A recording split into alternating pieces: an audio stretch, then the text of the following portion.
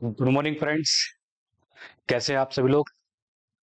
Last time हम लोग जो लीनियर अलजेब्रा मैट्रिसेस में डिस्कस कर रहे थे क्वाड्रेटिक फॉर्म और जॉर्डन कैनोनिकल फॉर्म को डिस्कस कर रहे थे। तो जॉर्डन कैनोनिकल फॉर्म में एक क्वेश्चन में जो था, हम लास्ट में जो डिस्कस कर रहे थे, करेक्टरिस्टिक और मिनिमल पॉलिनोमियल लिख रहे थे, उसमें एक जगह एरर मिस्टेक हो गई है। तो हम पहले उसको करेक्ट कर लेते हैं। मतलब वो लिखने में ही मिस्टेक हो गई है। हालांकि जब हम उस तरीके से लिख रहे हैं उसको, तो दो तरीके से बन रहा है। तो जो क्वेश्चन है वो अपना ये क्वेश्चन था, ठीक है ना। करा बिल्कुल सही है, बस मिस्टेक क्या हुई है, ये जो वन है आप इसको जीरो बना लीजिए, ठीक है। अब ये जो है हमारे वो दो ब्लॉक्स में इस तरीके से स्प्लिट हो जाएगा। तो इसकी जो मिनिमल हो जाएगी अब एक्स स्क्वायर हो जाएगी, ठीक है। अगर आप मिनिमल, अगर आप सी मैट्रिक्स को इस फॉर्म का रखते हैं, ठीक है ना। अगर आप सी मैट्रिक्स को इसी फॉर्म का रखेंगे, सी को इस तरीके से 0 1 0 0 0 1 0 0 0, then in this case C X जो होगी वो एक्स की पावर 3 रहेगी, और एम एक्स भी जो रहेगी वो एक्स की पावर 3 रहेगी, ठीक है। और ए और बी का तो बिहेवियर बिल्कुल सेम वही है जो था। देन फाइनली इस केस में, इस केस के साथ केस 2 है ना, इस केस के साथ सी एक्स ऑफ एम जो होगी, सी एक्स ऑफ एम वो तो वही रहने वाली है, एक्स की पावर 3 एक्स माइनस 1 की पावर 3 और एक्स प्लस 1 की पावर 3। और एम एक्स जो रहेगी वो एक्स स्क्वायर ना होकर कितना होगा इस बार, एक्स क्यूब एक्स माइनस 1 का स्क्वायर एंड एक्स प्लस 1 का स्क्वायर। तो ये जो मुझे मिस्टेक बताई थी जो हुई है हमसे, एरर मिस्टेक, वो हमारे एक स्टूडेंट हैं अनुज कुमार, ठीक।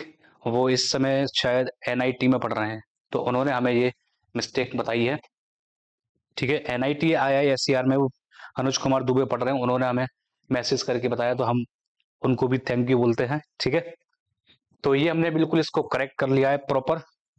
तो आगे बढ़ते हैं, उसकी कल के लेक्चर को हम कंटिन्यू करते हैं। तो कल के लेक्चर में हम क्वाड्रेटिक फॉर्म को डिस्कस कर रहे थे, तो जिसमें हमने रैंक, डिटर्मिनेंट, ठीक है ना, आइगन वैल्यूज के बारे में डिस्कस किया था, है ना। तो उसी लेक्चर को हम अब कंटिन्यू कर रहे हैं आगे। तो शुरुआत करते हैं किससे, कॉन्ग्रुएंट मैट्रिक्स से, ठीक है।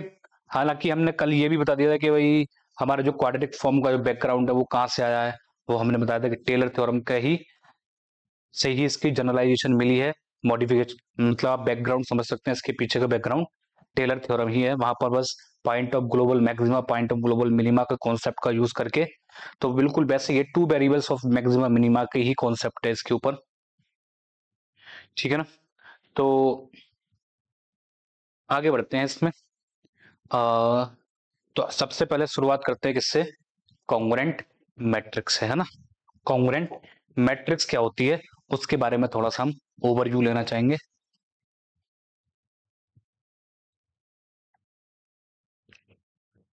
कॉन्ग्रुएंट मैट्रिक्स, ठीक। तो कॉन्ग्रुएंट जैसे आपने बनाया होगा, एशेलोन फॉर्म बना के सिमिलर मैट्रिसेस बनाए होंगे, है ना। ऐसे ही कॉन्ग्रुएंट मैट्रिसेस होती हैं दो, two matrices A and B are said to be congruent if two matrices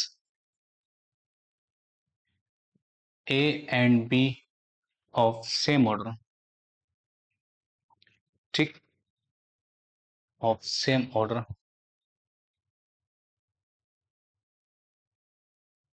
said to be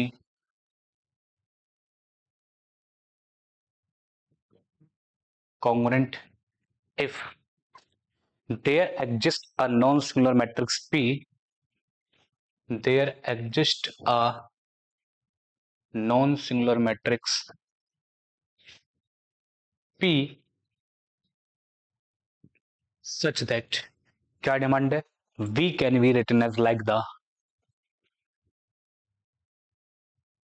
P transpose AP, अगर इस तरीके से लिखता है तो ऐसी चीजों को हमने नाम दिया है कॉन्ग्रुएंट मैट्रिक्स। ठीक, that means B is congruent to A. Similar में एक साइन लगाते हैं, कॉन्ग्रुएंट में दो लगाते हैं। तो इसके ऊपर क्या क्या ऑब्जर्वेशन है कॉन्ग्रुएंट के ऊपर? The relation of congruent matrices set of all over the square order matrices forms an equivalence relation. यानी कि हर मैट्रिसेस अपने साथ क्या रहेगी? रिफ्लेक्सिव रहेगी। अगर ए बी ए के साथ कॉन्ग्रुएंट है तो ए बी के साथ कॉन्ग्रुएंट होगा, सिमेट्रिक। अगर ए बी के साथ कॉन्ग्रुएंट है और बी सी के साथ कॉन्ग्रुएंट है तो ए सी के साथ कॉन्ग्रुएंट होगी। ये ट्रांजिटिव रिलेशन है। तो ये तीनों रिलेशन इसमें होल्ड होते हैं। तो ये रिलेशन कॉन्ग्रुएंट का जो रिलेशन है अपने आप में एन इक्विवेलेंस रिलेशन रहता है। ठीक, अगर कोई भी मैट्रिक्स सिमेट्रिक मैट्रिक्स है और आपने उसके ऊपर कॉन्ग्रुएंट ऑपरेशन लगाए, ठीक है, तो वो जो ऑब्टेंड होगी मैट्रिक्स बाद में वो भी सिमेट्रिक होगी। तो हम कह रहे हैं every matrix congruent to a symmetric matrix is also a symmetric. ठीक, अगर स्क्यू सिमेट्रिक है तो कॉन्ग्रुएंट ऑपरेशन लगाने के बाद जो भी होगा वो क्या होगा? कन्वर्ट हो जाएगी किसमें? स्क्यू सिमेट्रिक में ही कन्वर्ट रहती है। तो बात आई अब कि भाई चलो आपने कॉन्ग्रुएंट की डेफिनेशन बता दी, कॉन्ग्रुएंट ऑपरेशन क्या है ये तो बताओ। तो अगला जो है वो अपना वो है कॉन्ग्रुएंट ऑपरेशंस, है ना। तो जैसे आपके पास दो तीन रो ऑपरेशन होते हैं वैसे ही तीन कॉलम ऑपरेशन होते हैं एलिमेंट्री, बस उन्हीं का ही यूज है और कुछ ज्यादा खास नहीं है। कॉन्ग्रुएंट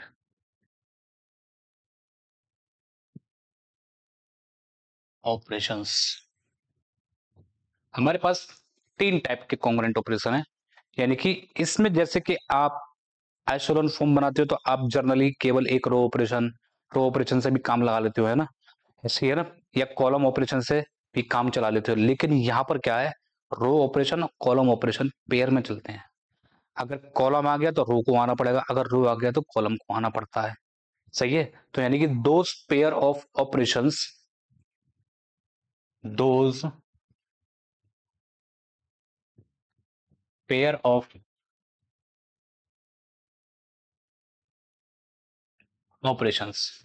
ठीक, ऑन विच नाइदर रैंक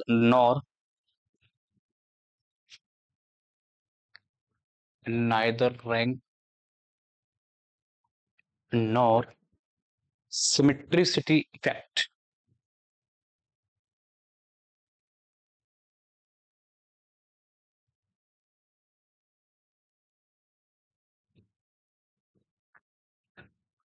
सही है। तो neither rank nor symmetricity effect of a matrix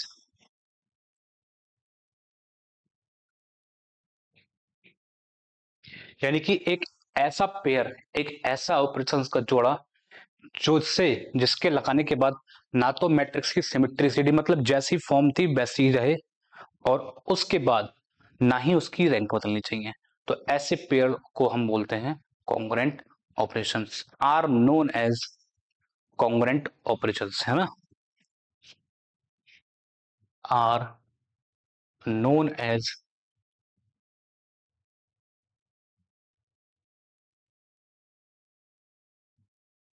congruent operations. तो हमारे पास कौन कौन से तीन कॉन्ग्रुएंट ऑपरेशन है जो आप लगाते हुए आए हैं? वही तीन है। सही है। R1 can be replace by the और इंटरचेंज बाय द RJ। तो अगर आपने कोई रो किसी रो के साथ आपस में इंटरचेंज की है then you have to interchange CI with CJ। जो आपने IJ यहां यूज करे हैं आर रो के साथ वही कॉलम के साथ भी यूज करने पड़ेंगे। ठीक, दूसरा, अगर आपने कोई भी रो को किसी भी नॉन जीरो स्केलर से मल्टीप्लाई की है, ठीक है, देन आपको वो कॉलम भी उसी स्केलर के साथ मल्टीप्लाई करके रिप्लेस करना पड़ेगा। ये दूसरा ऑपरेशन है। सही है। तीसरा ऑपरेशन जो होता है जनरली वो एडजस्टमेंट वाला होता है। तीसरा ऑपरेशन के are I is replace by कितना, are I plus K times of R J. तो यहां पर आई और जे कैसे होते हैं, इक्वल नहीं होते, के कैन बी जीरो यहाँ, तो उससे कोई फर्क नहीं है ना। और तो यहां पर C I is replace by C I plus K times of C J. तो ये हैं हमारे 3 कॉन्ग्रुएंट ऑपरेशंस। क्लियर है बात एकदम? ठीक, तो देखिए अब इसमें क्या है, ये तो बात हो गई कॉन्ग्रुएंट ऑपरेशन की। अब इसमें जो टॉपिक आता है अगला, वो है इक्विवेलेंट क्वाड्रेटिक फॉर्म, है ना। क्या है अगला टॉपिक?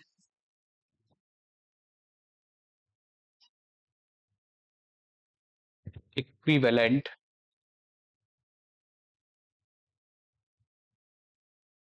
Quadratic form. अब ये क्या होती है? तो जैसे आप इक्विवेलेंट मैट्रिसेस बनाते हैं, रो ऑपरेशन लगा के एशेलोन फॉर्म बना के आप उसकी इक्विवेलेंट मैट्रिक्स बना लेते हैं और वहां से रैंक का बता देते हैं ना। ऐसे यहाँ पर इक्विवेलेंट क्वाड्रेटिक फॉर्म, तो टू क्वाड्रेटिक फॉर्म इक्विवेलेंट कब बनेगी, है ना।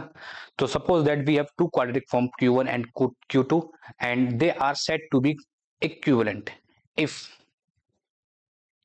क्या मिले, है ना। हम रिजल्ट निकालने में इंटरेस्टेड है ना। देखिए तो two forms, two quadratic form Q1 and Q2, two quadratic forms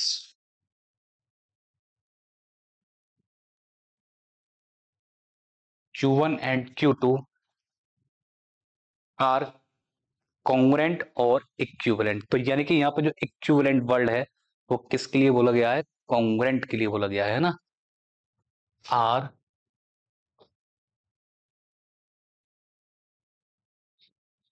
congruent, ठीक। तो वैसे वहां आप रो ऑपरेशन लगा के इक्विवेलेंट लगाते तो रो, तो यहाँ पे कॉन्ग्रुएंट ऑपरेशन लगा के इक्विवेलेंट बनेंगी, है ना। If there coefficients symmetric matrix A, coefficient symmetric matrix A and B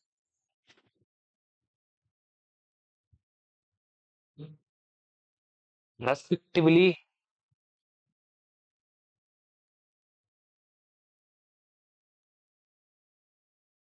congruent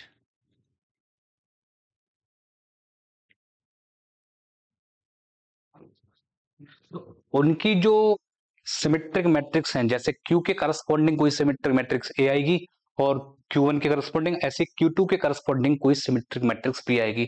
तो वो मैट्रिक्स आपस में कॉन्ग्रुएंट होनी चाहिए, congruent over the given field.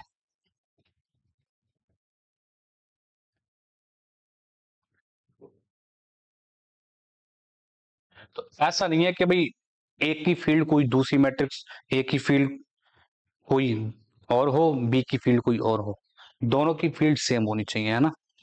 That means तो कॉन्ग्रुएंट की डेफिनेशन फिर से लग गई है यहाँ पर, बी इज इक्वल टू कितना, P transpose A P type से रहना चाहिए, ठीक। तो मिलेगा कैसे अब ये,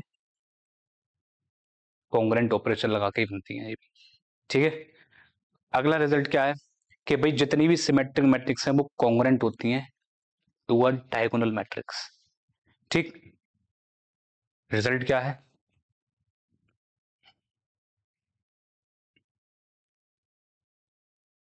every symmetric matrix is congruent to a diagonal matrix, ठीक है। बात करते हैं इसके प्रूफ की। तो आप मान लीजिए कोई ए सिमेट्रिक मैट्रिक्स है, तो दो टाइप्स की हो सकती हैं, या तो जीरो या फिर नॉन जीरो। अगर ए नल मैट्रिक्स हो गई तो नथिंग टू डू, कुछ करने की जरूरत नहीं पड़ेगी, है ना। अगर बी, अगर सॉरी बी कह रहा हूं, ए नॉन जीरो मैट्रिक्स है, तब हम क्या है इसमें एक सुटेबल कॉन्ग्रुएंट ऑपरेशन लगाएंगे इस तरीके से कि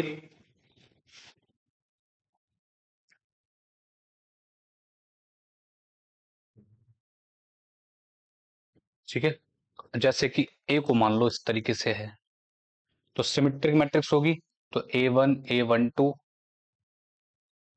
A13 से लेके 1n 1 2 से लेके 1n 2 2 2 3 2n 2 3 से लेके 2n 3 3 ठीक है। और यहाँ पे कितना आ जाएगा 3n and so on an. तो इस टाइप से क्या होगी हमारी सिमेट्रिक मैट्रिक्स होगी। सही है। तो जनरली आप कुछ नहीं है, आप ए आई जे ही बना लो, बस वहां पे लिख देना कि ए इजिकल टू ए ट्रांसपोज, तो इंडेक्स भी बराबर करने की जरूरत नहीं पड़ेगी, मैंने सिमेट्रिक बना दी, इतना फर्क है और कुछ नहीं है ना। तो मेरा कहने का मतलब ये है, जैसी एंट्री इधर होगी वैसी एंट्री इधर होगी, जैसी एंट्री इधर होगी वैसी एंट्री इधर होगी। यस और नो, ये बिहेवियर रहेगा सिमेट्रिक का, है ना। तो आप करोगे क्या, एक ऐसा रो और कॉन्ग्रुएंट ऑपरेशन लगाओ जो पहले इनके नीचे के एलिमेंट्स को जीरो जीरो बनाते हुए चला जाए।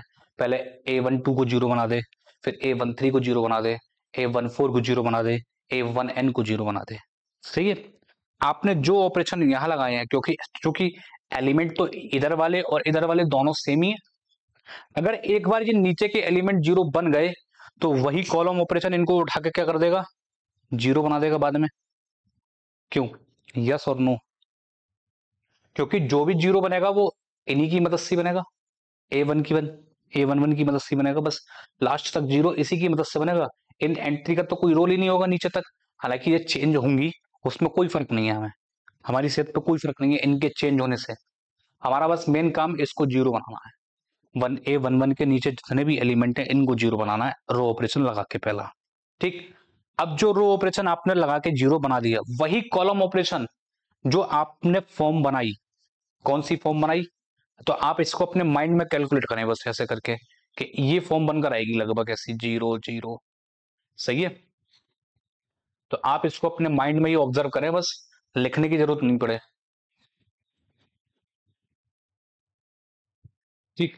तो जो भी है इस टाइप की फॉर्म आएगी बन के, है ना, लास्ट तक A2n A3n और AN। ठीक।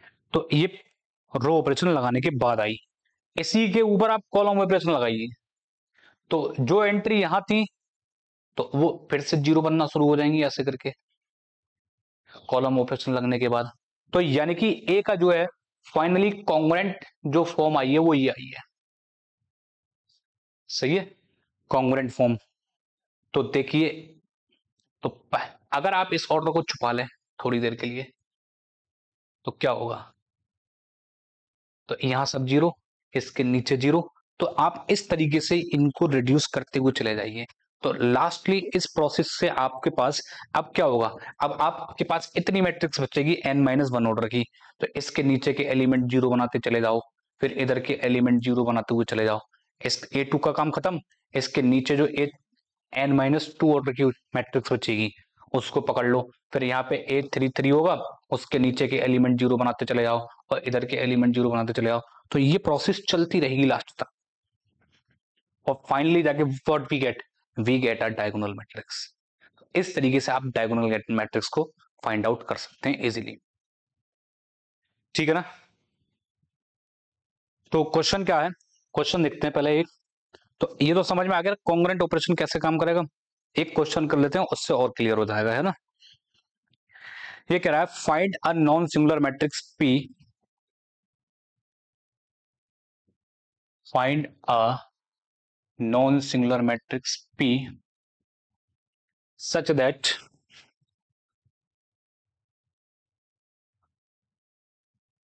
P transpose AP is equal to, एक डायगोनल मैट्रिक्स दे रखी है DIAG और जिसके ऊपर एलिमेंट हैं A, B।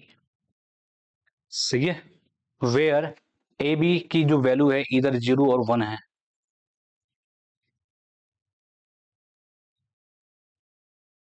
ठीक है, एंड A जो दे रखी है वो दे रखी है 2 3 3 2।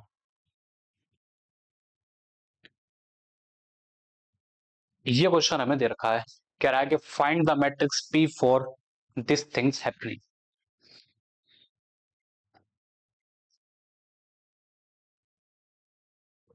ठीक है ना, तो करने का तरीका बहुत आसान है। तो आप जनरली अगर आप देखें तो आप P को इतनी आसानी से तो नहीं ढूंढ पाएंगे, है ना। तो अगर आप लोग थोड़ा बहुत भी मैट्रिक्स में नॉर्मल फॉर्म पढ़कर आए हो, नॉर्मल फॉर्म, इनवर्स निकालने की नॉर्मल फॉर्म, उससे आपको बहुत आसानी से आ जाएगा समझ में। तो उसमें होता क्या था, हम दो मैट्रिसेस, एक मैट्रिसेस का इनवर्स निकालते थे किसी प्रोसेस से, है ना। तो जैसे कोई रैंडम मैट्रिक्स ए दे रखी है, उसका इनवर्स निकालना होता था हमें। तो हम क्या करते थे, बीच में तो ए मैट्रिक्स लिखते थे और यहां पे दो आइडेंटिटी मैट्रिक्स लिखते थे।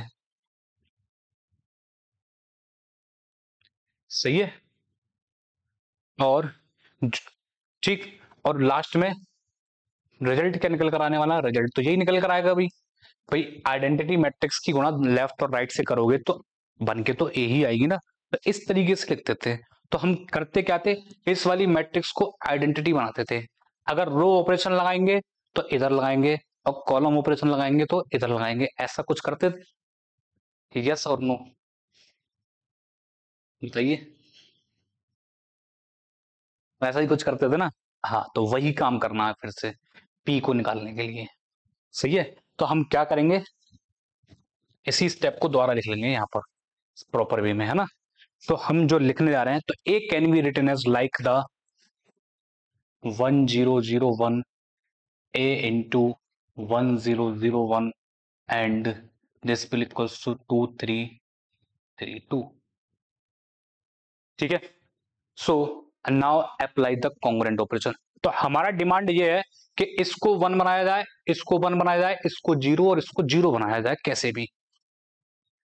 तो कॉन्ग्रुएंट ऑपरेशन में जो है प्रोसेस है कि आधा रो ऑपरेशन लगता है और आधा कॉलम ऑपरेशन लगता है, तब जाके एंट्री जो है कंप्लीटली 0 बनती है। तो ये एंट्री कितनी है, ये एंट्री है 3। तो आधा रो ऑपरेशन लगेगा और आधा कॉलम ऑपरेशन लगेगा। ऐसे ही यहाँ जो एंट्री है वो कितनी है, 3। तो आधा रो ऑपरेशन लगेगा और आधा कॉलम ऑपरेशन लगेगा। कैसे लगेगा वो देखते हैं। यानी कि हम we are saying that R2 is replace by the R2 minus 3/2 times of R1।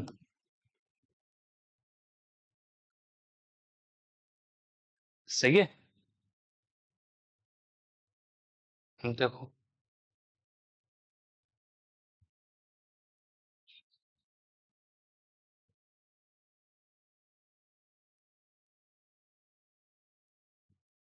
क्या मिला आपको। रो ऑपरेशन तो आपको लगाना है इस वाली साइड में, लेफ्ट साइड में, है ना, pre multiply by post position पर, और कॉलम ऑपरेशन लगाना है आपको उधर वाली साइड पे। तो क्या मिला आपको बताइए, जब आप इसको लगाने गए इस मैट्रिक्स के ऊपर तो ये कन्वर्ट, और साथ में लगा लीजिए C2 is replace by C2 minus 3/2 times of C1। तो जब आपने रो ऑपरेशन लगाया तो ये कन्वर्ट हो गई 10 माइनस 3/2 और 1 में। ठीक, ए कॉलम ऑपरेशन जब लगाने गए इधर तो ये कन्वर्ट हो गई 10 माइनस का 3/2 और 1 में, है ना। लेकिन ये मैट्रिक्स किस में कन्वर्ट हो जाएगी, देखो जब आप आधा ऑपरेशन लगाओगे इसमें, R2 इज रिप्लेस बाई तो पहले तो आप R2 को चेंज कर लो 3/2 से। R2 लिख लो यहां पर 3 और 2। इसमें R1 में 3/2 से मल्टीप्लाई करो, कितनी आएगी? तो ये आएगा -3, ठीक है, और कितना माइनस के, बोलो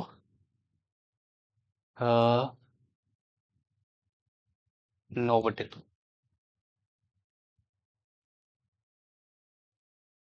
देख लो, जब आप इसको घटाएंगे, जोड़ो इनको, सही है, जोड़ने के बाद ये तो 0 हो गया, और ये कितना हो गया, -5/2। ठीक, तो लास्ट रो जो कन्वर्ट होके आई है, वो तो कन्वर्ट होके आई है कितने में, 0 और -5/2 में। लेकिन अभी जो बचा है वो क्या बचा है, तो ये तो लास्ट रो है, तो इसके ऊपर आप फर्स्ट रो लिख लीजिए। फर्स्ट रो क्या है, 2 और 3। अभी काम पूरा नहीं हुआ है, अभी आपने केवल और केवल रो ऑपरेशन लगाया है, कॉलम ऑपरेशन भी बाकी है। तो कॉलम ऑपरेशन अब इस मैट्रिक्स के ऊपर लगेगा, सही है, तो कॉलम ऑपरेशन जो लगेगा इस मैट्रिक्स के ऊपर लगाइए आप। क्या आया फाइनली, तो कॉलम ऑपरेशन है C2 is replace by the 3/2 times of C1। ठीक, तो C1 कितना है, ये है, तो इसका माइनस का, तो C2 लिख लो पहले। C2 तो कितना हो गया आपका 3 और -5/2, इसलिए हो गया C2। C1 जब आप लिखने जाएंगे तो इसमें -3/2 करेंगे, तो -3 और 0, और इनको ऐड कर दो, 0 -5/2। ठीक है, तो फाइनली C2 का ये वाली पोजीशन 0 बन जाएगी, और ये पोजीशन 2 ही रहने वाली है, इसमें तो कोई चेंज नहीं आएगा, है ना। तो इस तरीके से ये आपने पहला कॉन्ग्रुएंट ऑपरेशन लगाया है। ठीक, अब आपका जो काम है इसको 1 बनाना और इसको 1 बनाना, सही है। तो अब आप मुझे एक चीज बताइए,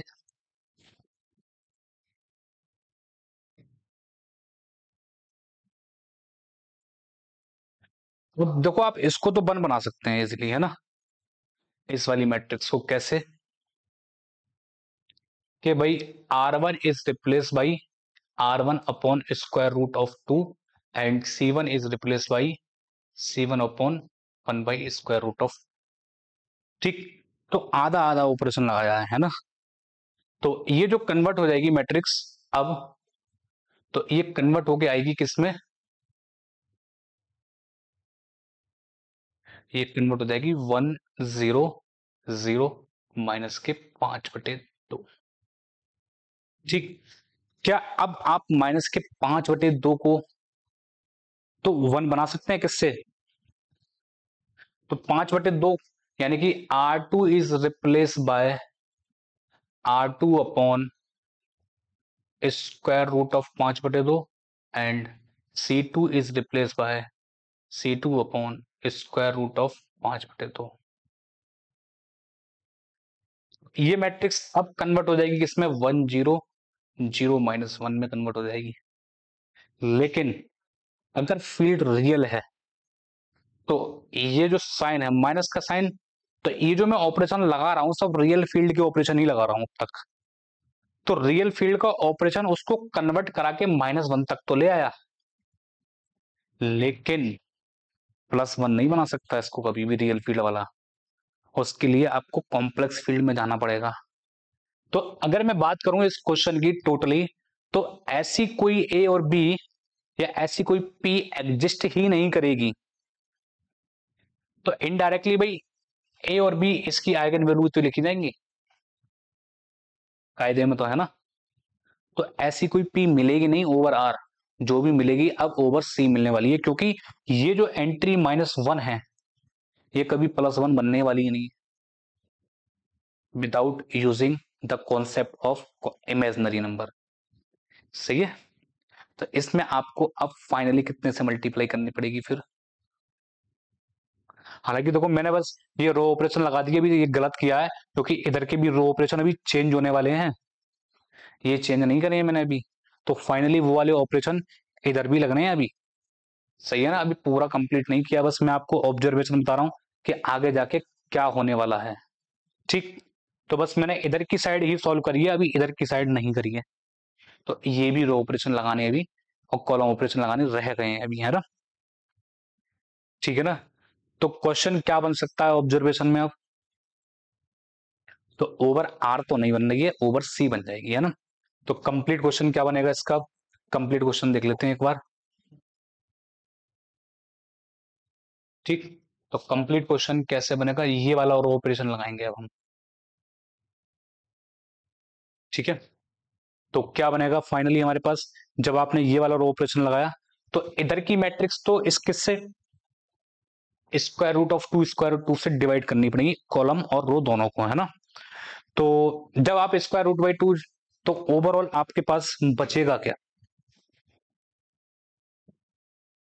तो इधर से तो बचेगा, जब आप R1 को रिप्लेस करेंगे कितने से, यहां से बचेगा 1/√2 0 माइनस का 3/2 1 और a, और यहां कॉलम से कॉलम में करेंगे तो 1/√2 और माइनस का 3/2√2। सही है, और 0 और 1, और ये कन्वर्ट होके आ जाएगी 1 0 0 माइनस का 5/2। ठीक, तो यानी कि आपको आई माइनस का साइन हटाने के लिए आई का यूज करना पड़ेगा, ऑपरेशन तो वही लगेगा, √5/2 से मल्टीप्लाई और डिवाइड, है ना। तो इस बार क्या करना पड़ेगा, R1, R1 कह रहा हूं, अब तो R2 का ही बचा है बस, तो R2 is replace by R2 upon square root of 5/2 times of iota,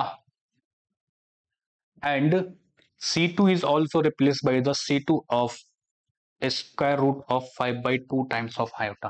तो इतने से मल्टी डिवाइड करना पड़ेगा इस बार दोनों को कॉम्पोनेंट लगा के, तब जाके ये मैट्रिक्स किस में कन्वर्ट होगी फाइनली।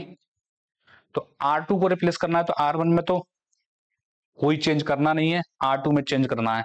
जब इतने से मल्टीप्लाई करेंगे तो फाइनली सॉल्व होने के बाद आप चाहे तो कैसे भी लिख सकते हैं इसको, कोई दिक्कत नहीं है। तो कितना आ जाएगा ये, माइनस का 3/2 √5/2 आई, है ना। और कितना लिख सकते हैं, 1/√5/2 आई, ये तो हो गई इसकी बात। ठीक, ऐसे ही दूसरी बात में क्या लिखेंगे, ए कॉलम का जब लगाने जाएंगे तो ये जो अब कन्वर्ट हो जाएगी 1 0 0 1 में कन्वर्ट हो जाएगी। ठीक, तो कॉलम में कितने से C2 में रिप्लेस करना है, जो भी करना है इस वाले C2 में, तो 1/√2 अपनी पोजीशन पे ऐसे ही, और माइनस का 3/2 √2 इंटू √5/2 आई, और 0, और कितना 1/√5/2 आई। फिर इसको सिंप्लीफाई कर लीजिए बस, सिंप्लीफाई करने के बाद जो भी बचेगा, तो आप इसको कंपेयर करेंगे किसके साथ, P ट्रांसपोज AP के साथ कंपेयर कीजिए। तो यहां से P का क्या मतलब है, तो P जो है इसका ट्रांसपोज आएगी निकल के, है ना। ये कह सकते हैं कि यही P मैट्रिक्स, ये वाली मैट्रिक्स P मैट्रिक्स का काम करेगी। तो डायगोनल पे कितना दिखता होगा फिर, डायगोनल पे एक ही आइगन वैल्यू दिखेंगी। सही है ना।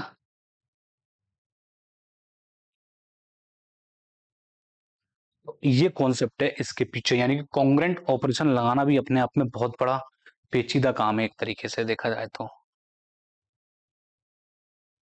सही है या नहीं है।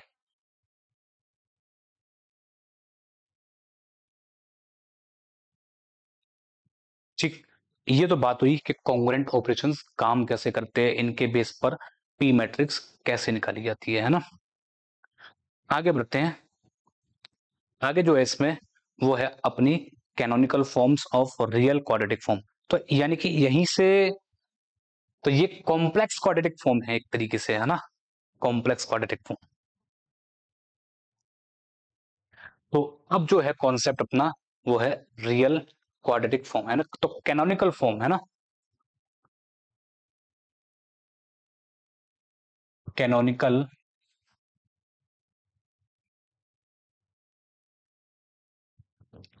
फॉर्म ऑफ रियल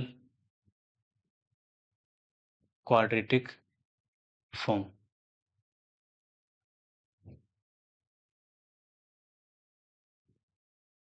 ठीक, ओवर द आर, है ना, over the field of real number, है ना, फॉर्म ओवर द, पूरा लिख लेते हैं ना, हम किसके ऊपर बात कर रहे हैं, फील्ड रियल नंबर के ऊपर बात कर रहे हैं पूरी, है ना।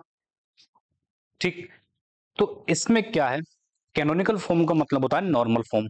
अगर किसी मैट्रिक्स की नॉर्मल फॉर्म निकाली जाती है, ठीक, तो उसमें केवल दो ही एंट्री यूज होती है, या तो +1 या -1, सॉरी, +1 या 0, जब हम ओवर द आर बात करते हैं। जनरली अगर अभी देखा जाए तो यहां जो कॉम्प्लेक्स नंबर है, तो क्योंकि अभी ये इससे पहले भी थोड़ी देर पहले जो देखा था, तो यहाँ पे जो साइन था वो कैसा आ रहा था, माइनस का साइन आ रहा था, यानी कि तो ये जो मैट्रिक्स की क्या है, ये भी इनडायरेक्टली एक नॉर्मल फॉर्म ही है ना। तो ये भी एक अपने आप में क्या है, नॉर्मल फॉर्म है। ठीक, तो नॉर्मल फॉर्म होने की वजह से यानी कि क्वाड्रेटिक फॉर्म की नॉर्मल फॉर्म में प्लस साइन, माइनस साइन और जीरो तीनों प्रेजेंट हो सकते हैं। ठीक, तो उसी बिहेवियर को हम थोड़ा सा मॉडिफाइड करके लिख रहे हैं। ठीक, a quadratic form Q in N variables x1 x2 से लेकर xn can be rewritten like by using congruent operation. ठीक, and it can be look like y1 square y2 square से लेकर कितना yp स्क्वायर। तो हमने p square coefficients, p coefficients ऐसे ले रखे हैं जिनके जो वैल्यू है वो +1 रहती है। ठीक, देन आगे जो लिखी है हमने वो एंट्री ली है नॉर्मल फॉर्म में उसकी नेगेटिव वाली।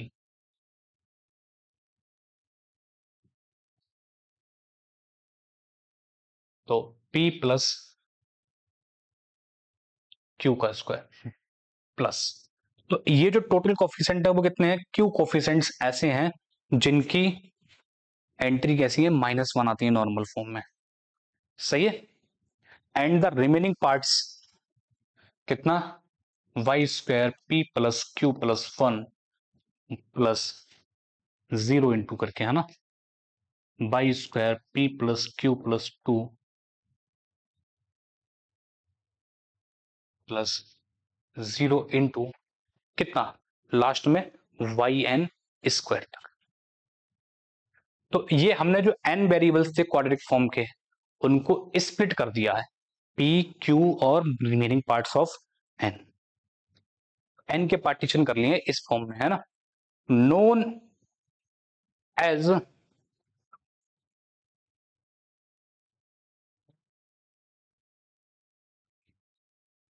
Normal form of real quadratic form, है ना।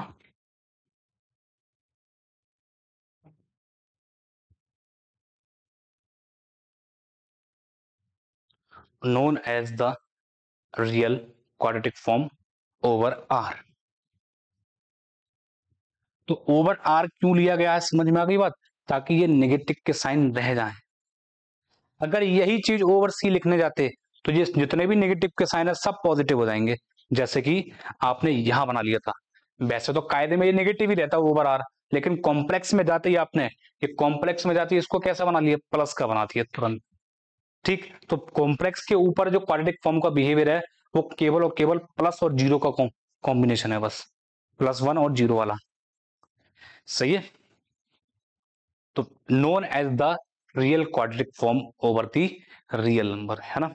It can be further written as like q x1 x2 से लेके n वेरिएबल की है, तो B trans by transpose, by के कॉम्बिनेशन में है ना सब कुछ, तो वाई ट्रांसपोज बी वाई। ठीक, सही है। तो इस तरीके से आप इसको लिख सकते हैं, वेयर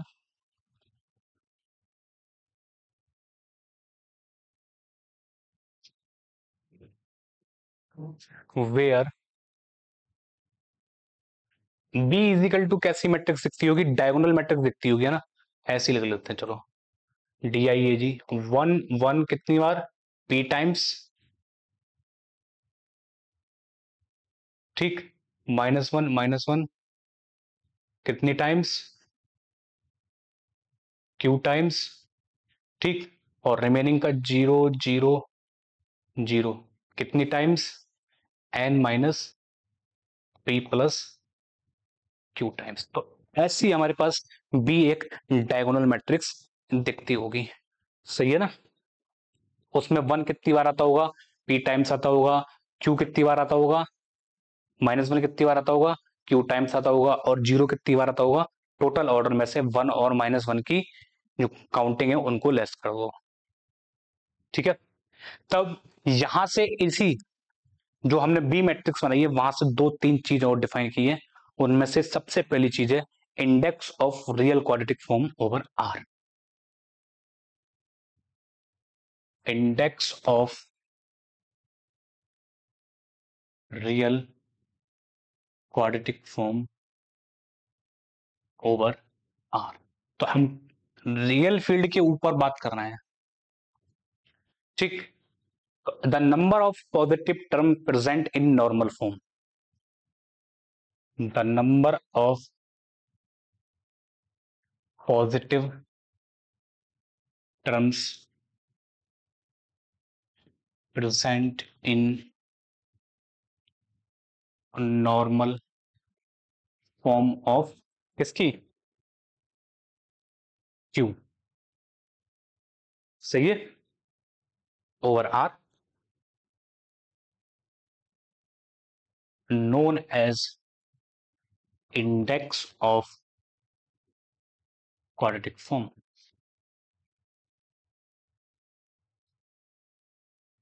सही है। It is denoted by P, it is denoted by, इसको हम P से डिनोट करते हैं, ठीक। अब इसमें जो है अगली चीज उसका नाम है rank.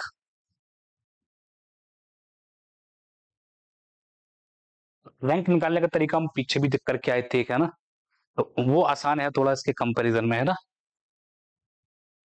Rank of real quadratic form, हम जो पूरी कहानी लिख रहे हैं वो पूरी कहानी ओवर आर लिखी जा रही है। The sum of the positive term and the negative term, ठीक। तो it is denoted by are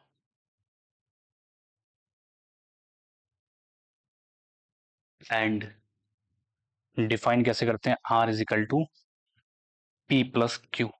तो कितनी पॉजिटिव और कितनी नेगेटिव टर्म प्रेजेंट है, पी पॉजिटिव है, क्यू नेगेटिव, उन दोनों का सम मिलके क्या बनेगी, हमारी रैंक बनेगी, ठीक।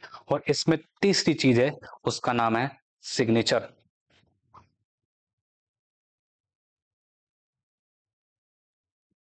तो signature of real quadratic form over are,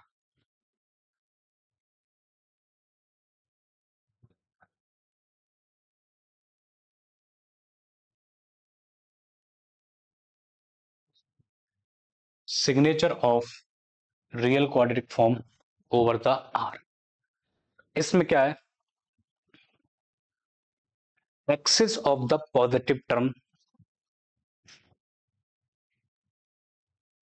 axis of the positive term, ठीक है, over negative term, over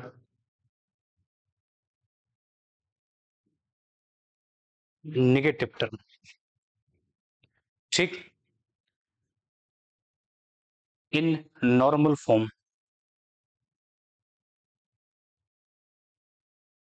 in normal form of real quadratic form Q over R. ठीक, it is denoted by S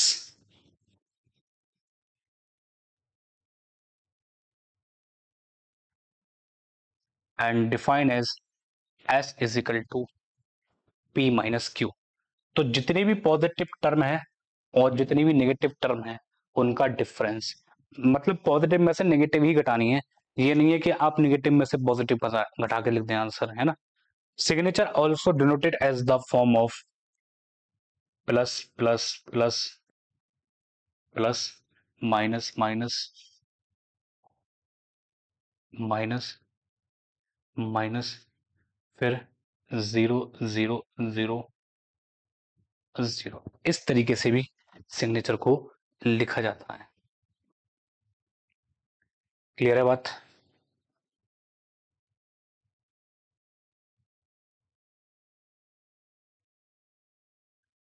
तो ये बात है हमारी किसकी, real quadratic form के ऊपर बिहेवियर की, है ना।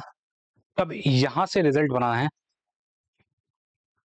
To quadratic forms, two real quadratic forms, है ना। Two real quadratic forms Q1 and Q2 are equivalent over R, are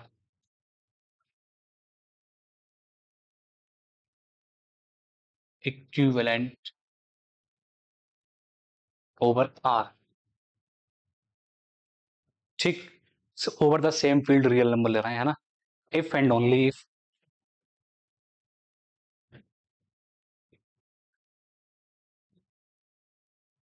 they have same rank, same index and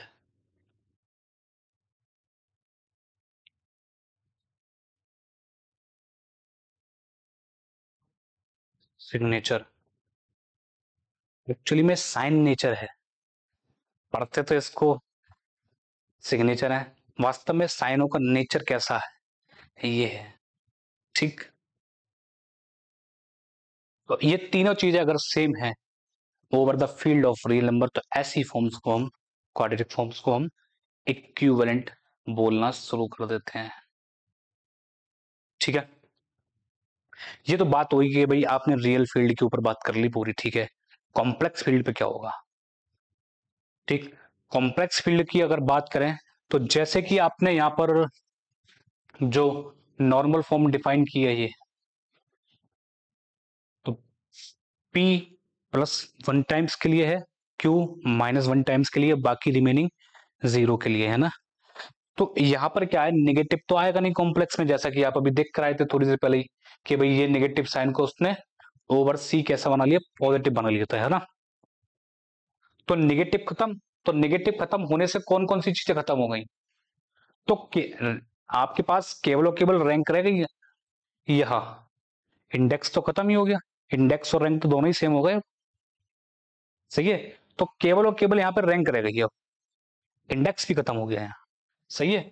और तो जब फिर सिग्नेचर, जब इंडेक्स ही नहीं रहेगा तो सिग्नेचर की बात क्यों होगी, है ना। जब इंडेक्स ही नहीं रहा तो सिग्नेचर की बात क्यों होगी फिर। ठीक, तो अगर कोई भी चीज कॉम्प्लेक्स फील्ड के ऊपर चली गई तो उसकी सबसे पहले नॉर्मल फॉर्म क्या बनेगी, ठीक है।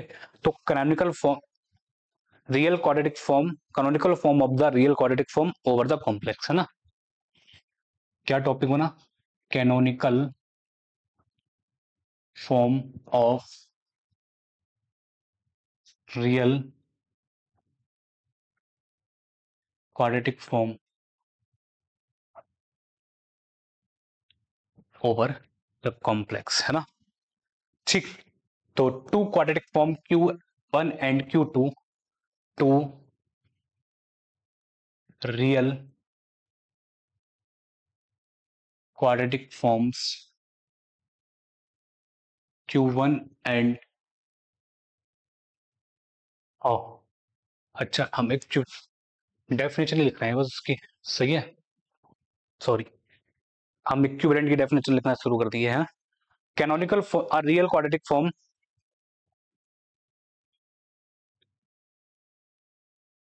रियल क्वाड्रेटिक फॉर्म Q किसमें, n वेरिएबल्स में, कैसे, x1 x2 xn, है ना, xn, ठीक, ओवर द कॉम्प्लेक्स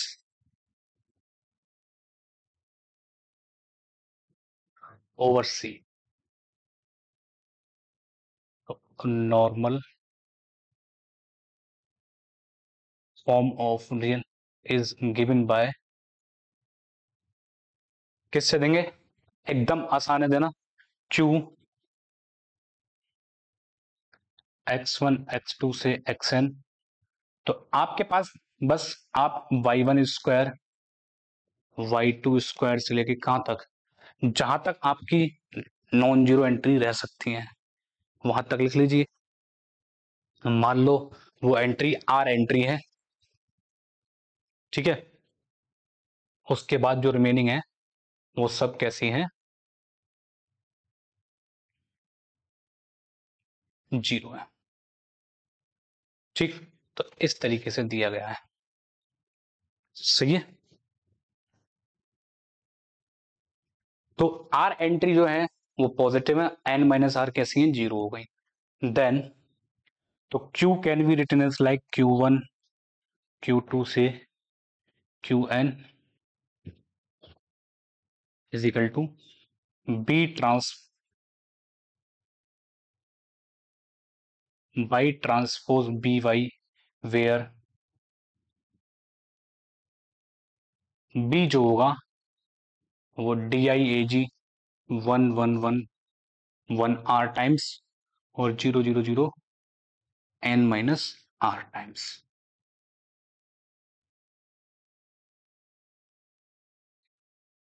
ये है अपना complex form of normal form over the field of complex, ठीक, तो यहां से रिजल्ट क्या बनता है, two quadratic form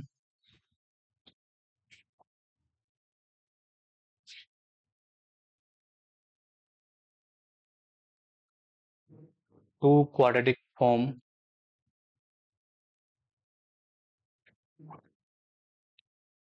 Q1 and Q2 are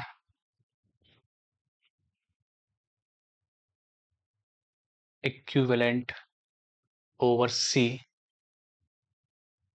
if and only if, तो टू क्वाड्रेटिक फॉर्म कैसी, टू रियल क्वाड्रेटिक होनी चाहिए, है ना, कॉम्प्लेक्स क्वाड्रेटिक का भी हमने डिस्कस ही नहीं किया है, ठीक, if and only if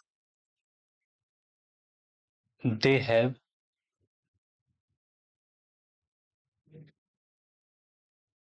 same length, तो ये हमारे ऊपर पास कॉन्सेप्ट है equivalent of two quadratic forms का, ठीक, तो इसी के ऊपर क्वेश्चंस आया था नेट में, सही है, तो बाकी का जो रिमेनिंग पार्ट है हम नेक्स्ट लेक्चर में कंटिन्यू करेंगे, ठीक है ना, तो फिर मिलते हैं फिर नेक्स्ट लेक्चर में, उसमें बाकी का हम जो रह गया है इसके क्वेश्चन, ठीक, और एक दो प्रीवियस ईयर के क्वेश्चन है वो डिस्कस करेंगे, ठीक है, और उसमें फिर हमारे पास रह जाएंगी positive definite, semi definite, negative definite, semi negative definite और इनडेफिनेट की फॉर्म्स क्या होती हैं, उनको कैसे फाउंड आउट करते हैं, उनके क्या क्या तरीके हो सकते हैं और साथ में उनके क्या क्या शॉर्टकट्स हैं, ठीक, और उनकी एप्लीकेशंस क्या क्या रह गई हैं वो डिस्कस किया जाएगा नेक्स्ट लेक्चर में, तो अभी के लिए इतना ही, मिलते हैं नेक्स्ट लेक्चर में।